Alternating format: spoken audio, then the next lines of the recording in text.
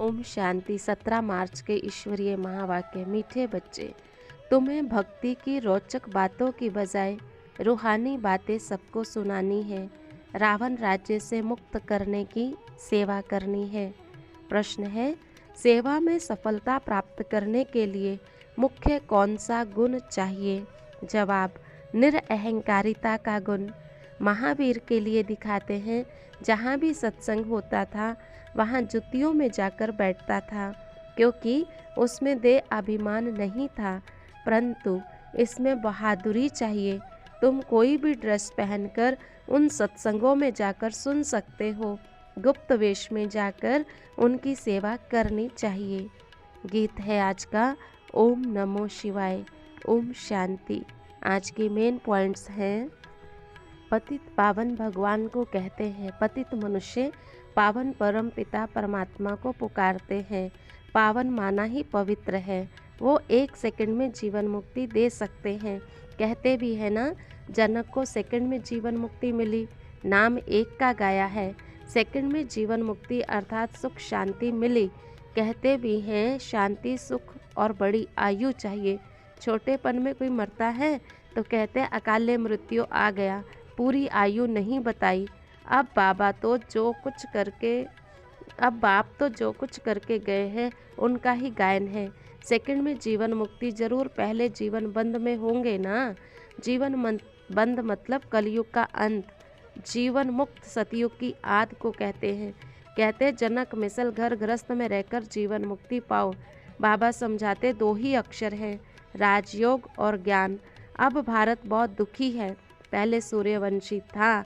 बाबा कहते हैं अब वो दुखी है, सूर्यवंशी नहीं है, इसलिए परमात्मा को याद करते हैं।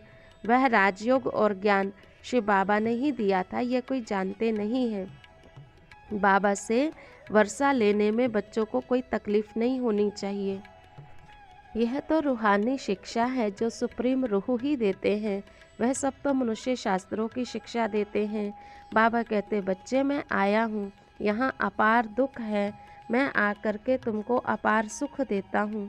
फिर से तुमको सुख का वर्षा दिलाने अर्थ फिर से तुम्हें राजयोग और ज्ञान सिखला रहा हूँ। यह पुरानी दुनिया विनाश हो जाएगी।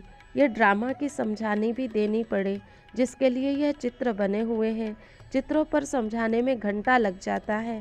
प्राचीन राजयोग शिव बाबा ने सिखलाया और राजाई मिल गई, फिर भी मनुष्य राजयोग थोड़ी ना सीखने आते हैं।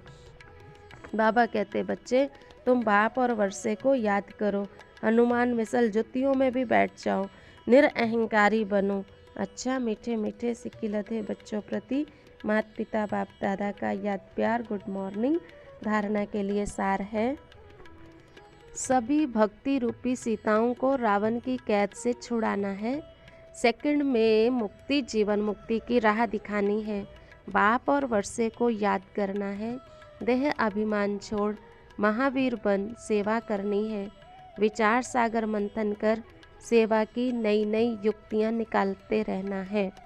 वरदान, नथिंग न्यू की युक्ति द्वारा हर परिस्थिति में मौज की स्थिति का अनुभव करने वाले सदा अचल अडोल भव।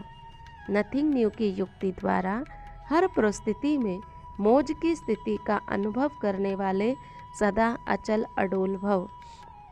ब्राह्मण अर्थात सदा मौज की स्थिति में रहने वाले।